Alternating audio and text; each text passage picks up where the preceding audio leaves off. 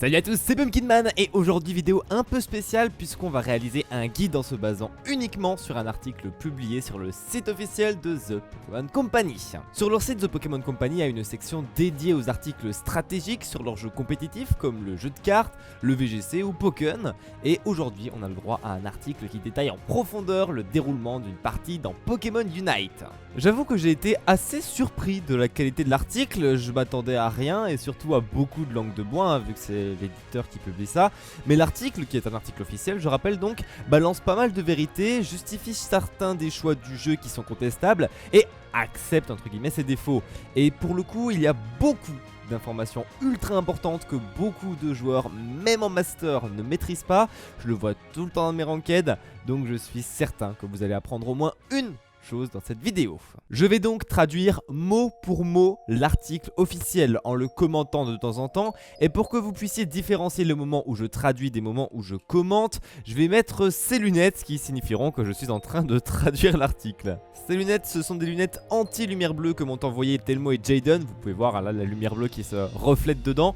Merci à eux, du coup on reparle de ces lunettes juste en fin de vidéo.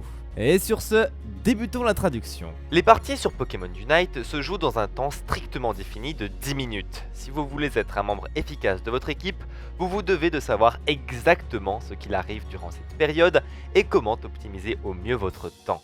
Pour vous aider à créer votre stratégie de bataille, nous avons réalisé ce résumé minute par minute d'un match typique de Pokémon Unite. Ouais, j'ai l'impression de me prendre pour un dev, c'est incroyable. Avant de commencer, il est important d'être au courant de l'existence de 3 voies sur la carte. La voie du haut, la voie du bas et la voie du milieu. Typiquement, c'est mieux de choisir une voie et d'y rester au début de la partie. Pour ce faire, vous pouvez indiquer à vos coéquipiers dans le lobby quelle partie de la carte vous souhaitez occuper. Si vous n'êtes pas sûr d'où aller, le jeu va vous indiquer automatiquement une voie, en sachant que généralement, on va avoir 2 Pokémon sur les voies du haut et du bas et un Pokémon sur la voie du milieu. Même si c'est bien de rester sur sa voie, pour gagner dans Pokémon Unite, vous devez également d'être flexible et de quitter votre voie d'origine lorsque nécessaire. Si vos coéquipiers d'une autre voie ont été mis KO par exemple, ça va laisser vos camps de scoring sans protection. Gardez vos yeux sur la mini-carte et si la situation le demande, rendez-vous dans la partie de la carte où votre présence serait la plus précieuse. Faites juste attention de bien repartir à votre endroit d'origine lorsque vous avez fini d'aider. Dans cette première partie, franchement, le guide est très clair et je partage ce qui a été dit, notamment le conseil le plus important dont je parle dans mes vidéos guides, regardez votre mini-carte. Première partie du match entre 10 minutes et 9 minutes 01, Ludicolo, Frison et Non mais oui. Lorsque la partie débute, votre premier objectif est d'immédiatement commencer à mettre KO des Pokémon sauvages pour gagner des points d'expérience et de l'Aios Energy. Votre objectif est de montrer votre Pokémon en niveau rapidement pour qu'il puisse apprendre de puissantes attaques. Si l'opportunité se présente, pensez à aller marquer cet Aios Energy récolté dans les camps de vos adversaires. Cependant, ne prenez pas de risques inconsidérés, vous ne voulez probablement pas vous battre avec vos adversaires si tôt dans la partie. Rappelez-vous, votre équipe gagne si vous marquez le plus de points dans Pokémon Unite, pas en faisant le plus de kills. Il n'y a pas de honte à faire un petit peu de dégâts à vos adversaires, puis reculer tout de suite après. À 9 minutes 45 restantes, Ludicolo et Frison vont apparaître. Bon, là c'est juste un rappel des attaques et effets de Ludicolo et Frison. Je vais vous passer cette partie parce que j'en ai déjà parlé dans ma vidéo guide sur la jungle. Allez la voir si ça vous intéresse. En tout cas, pour le moment, le guide est trop bien et je partage tout ce qui est dit. Ça peut paraître des évidences pour certains, mais ces évidences ne le sont pas pour tout le monde. Et c'est beau de voir l'éditeur officiel du jeu donner ce type de conseils importants. Ça a une vraie légitimité et on verra beaucoup de joueurs appliquer ces conseils, j'espère. Quand il ne reste plus que 9 minutes 40, les Capumins et les Écrapins vont apparaître sur la voie du haut et les Non mais oui sur la voie du bas. Les Non mais oui ne procurent pas d'avantages et bonus comme Ludicolo ou Frison, mais ils donnent plus de points d'expérience et d'Aios Energy que de plus petits Pokémon comme Capumin ou Écrapins, ce qui en fait des cibles importantes pendant vos joutes contre l'équipe adverse. Rappelez-vous que vous ne gagnez d'Aios Energy et de points d'expérience que si vous portez le coup fatal au Pokémon sauvage, donc timez avec précision vos attaques. Les batailles pour le Non mais oui du milieu sur la voie du bas et l'écrapince du milieu sur la voie du haut peuvent être assez chaudes. Alors soyez prudents si vous avez choisi un Pokémon qui n'est pas si chaud en début de partie. Deuxième partie du match entre 9 minutes et 8 minutes 01, Écrapince, Apirène et Apitrini. Dans la seconde minute du match, vous devriez toujours vous concentrer sur le fait de monter votre Pokémon en niveau, et de nouvelles opportunités vont apparaître pour vous permettre d'accélérer ce processus. À 9 minutes de la fin du match, des écrapins vont apparaître près des murs et de l'herbe sur les voies du haut et du bas. 10 secondes plus tard, les Apirens et leurs essaims apparaissent sur les voies du haut et du bas. Comme dans oui, ces Pokémon sauvages ne donnent pas de bonus particulier, mais ils donnent plus d'expérience que les Capumains et les Écrapins. Donc faites-en votre priorité quand vous chassez les Pokémon sauvages. Les joueurs de la voie du milieu vont parfois vouloir rejoindre leurs coéquipiers sur les voies du haut et du bas pour sécuriser ces camps d'abeilles. Et oui, en tant que jungler, à 8 minutes 50, vous devriez toujours être en train d'aider une de vos voies à sécuriser les abeilles en gankant l'équipe adverse. C'est le timing parfait puisque normalement à ce moment-là de la partie, vous n'avez rien d'autre à farmer. Les Pokémon sauvages réapparaissent un certain temps après avoir été défaits, alors regardez bien votre mini-carte pour savoir quand ils seront de retour. Attention, certains Pokémon ne réapparaissent pas toujours au même endroit. Les camps d'abeilles, par exemple, apparaissent initialement au milieu de leurs voies respectives, mais au fur et à mesure de la destruction des camps de scoring, ils vont se rapprocher des camps qui ont été détruits. Troisième partie du match, entre 8 minutes et 7 minutes 01, continuez de marquer des points. À ce moment de la partie, vous devriez être assez tranquille à faire tomber des Pokémon sauvages, à monter en expérience, à collecter de l'Aeos Energy et à scorer des points. Faites attention aux altercations pas forcément nécessaires avec l'équipe adverse. Si vous vous retrouvez sous pression, n'ayez pas peur de battre en retraite de votre côté de la carte et de prendre une baie citrus pour remonter vos points de vie ou alors attendre patiemment sur votre camp de scoring. Surtout si cela fait longtemps que vous n'avez pas aperçu le Pokémon de la voie du milieu de l'équipe adverse. C'est mieux de tactiquement battre en retraite que d'être mi-KO, puisque ça vous fait perdre l'Eneos Energy que vous portiez, qui peut ensuite être récupéré par vos adversaires, et cela vous retire de l'action le temps que vous reveniez au combat. Lorsqu'il est l'heure de sonner une nouvelle charge contre un camp de scoring adverse, ça peut être malin de demander l'aide de vos coéquipiers ou de checker la mini-carte pour voir si un camp de scoring adverse serait moins protégé qu'un autre. Quatrième partie du match, entre 7 minutes et 6 minutes 01, Torgamor et Motisma. Torgamor et Motisma apparaissent ensemble sur la carte à 7 minutes de la fin de la partie. Ces Pokémon peuvent drastiquement influencer le cours d'une partie, il est donc intelligent d'avoir un plan coordonné pour s'occuper d'eux. Ils apparaissent au milieu des deux bases adverses, donc attendez-vous à de plus âpres confrontations avec l'équipe adverse pendant que vous attaquez ses objectifs. Torgamor apparaît au centre de la voie du bas pendant que Motisma attend au centre de la voie du haut. Des deux, Torgamor doit être votre cible prioritaire, à tel point qu'il peut être rentable d'avoir tous vos coéquipiers se diriger sur lui. Les gars, un guide officiel qui assume que Torgamor est plus important que Motisma et qui dit à la terre entière que les 5 alliés peuvent y aller. Oui, merci mon dieu, je vois encore tellement de gens, même en master, qui font le Motisma en priorité, ou alors des junglers qui font solo le Motisma alors qu'il y a un Torgamor, ou des gens qui sont en retard pour le Torgamor. Non, à 7 minutes de la fin de la partie, vous devez être minimum 4 de votre équipe sur le Torgamor, et 5, c'est encore mieux dans la majorité des cas, et même à 7 minutes 10, 7 minutes 20, vous devriez y être, c'est très important. Bref, sur ce, on reprend. Mettre Torgamor KO donne à tout le monde dans votre équipe un bouclier, mais plus important encore, chaque membre de votre équipe gagnera une grande quantité d'expérience qui vous permettra de faire un grand pas en avant dans l'objectif de rendre votre équipe plus puissante, ce qui peut faire tourner le match en votre faveur par la suite. Une fois que Torgamor a été vaincu, une partie des membres de votre équipe vont probablement vouloir bouger sur la voie du haut pour vaincre Motisma. Quand vous mettez Motisma KO, il commencera à se déplacer vers les camps de scoring adverses. S'il atteint un camp, vous marquerez instantanément 20 points et le camp de scoring deviendra vulnérable pendant un court instant, vous permettant de scorer instantanément. Torgamor et Motisma réapparaissent 2 minutes après avoir été vaincus, donnant une nouvelle chance à votre équipe de s'améliorer en les affrontant. Notez bien cependant qu'ils disparaîtront de la carte à 2 minutes de la fin de la partie lorsqu'Elector apparaît. On n'insistera jamais assez sur l'importance que Torgamor a sur le déroulement final d'une partie. Les points d'expérience qu'il procure peuvent donner à votre équipe un gros avantage de niveau, qui va vous profiter durant l'intégralité de la partie. Rappelez-vous que c'est l'équipe qui donne le coup final à Torgamor ou Motisma qui remporte ses bonus. Alors ne laissez pas vos adversaires se faufiler pour voler le fruit de votre dur labeur.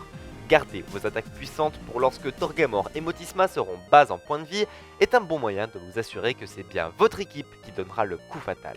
C'est ce qu'on appelle la mécanique de Smite, ces coups puissants lancés lorsque les objectifs sont bas en points de vie pour leur infliger une grosse quantité de dégâts d'un coup et s'assurer de les mettre KO, c'est donc le Smite.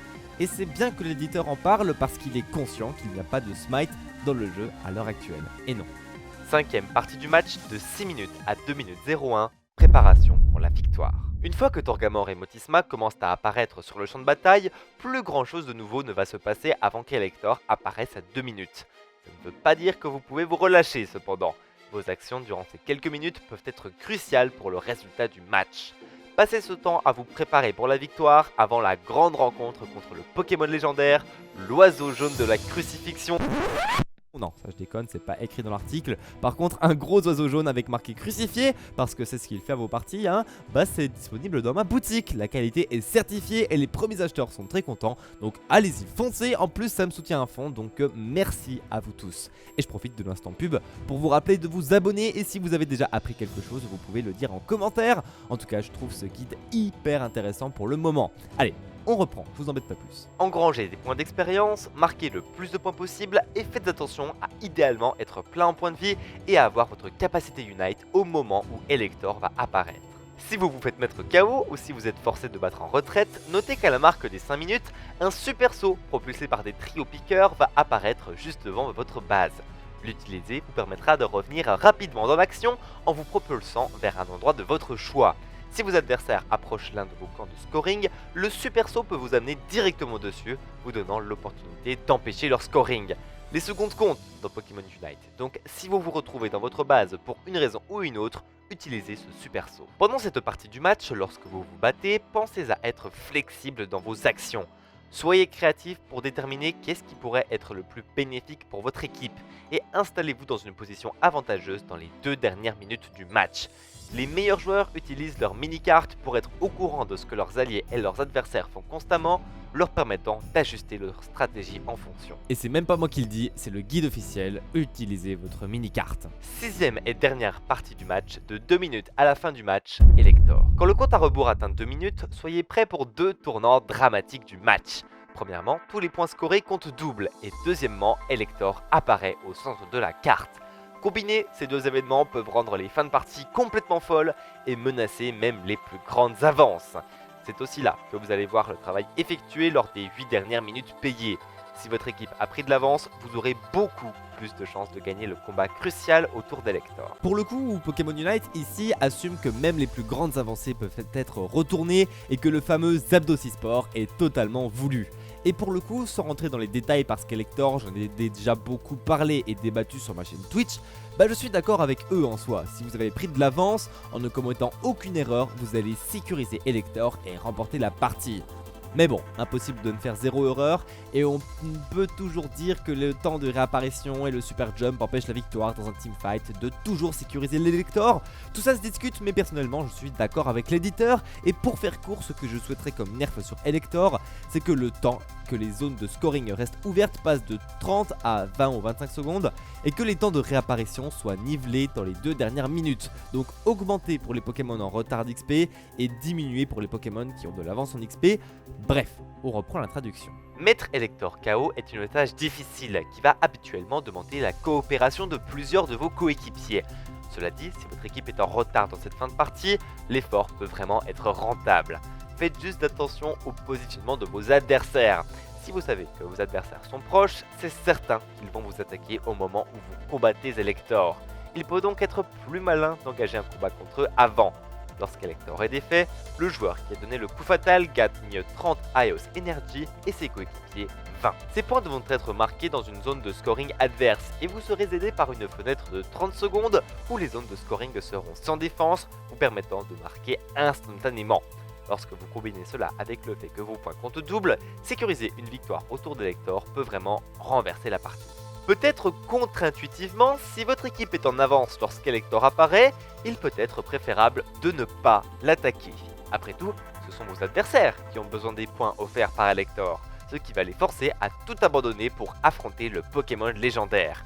Ça va les attirer vers le centre de la carte où vous pourrez leur tendre une embuscade. Et s'ils n'affrontent pas Elector, ou si vous pensez être en avance et que Elector a été défait, vous voudrez probablement battre en retraite et jouer défensivement. En restant sur votre super saut, vous pourrez rapidement atteindre les zones de scoring adverses lorsque l'opportunité se présentera. Bon, la dernière phrase est pas ouf, mais retenez bien ça, la très grande majorité du temps quand vous êtes en tête, ça ne sert à rien de faire Elector. Vous pouvez le fake, c'est-à-dire faire semblant de vouloir le faire en commençant à l'attaquer pendant quelques secondes puis en arrêtant, mais sinon concentrez-vous sur l'équipe adverse et la défense de cet objectif. On reprend. Pendant que vos adversaires seront préoccupés à combattre Elector et certains de vos coéquipiers, vos autres coéquipiers peuvent continuer à scorer dans les zones désormais non protégées de l'équipe adverse.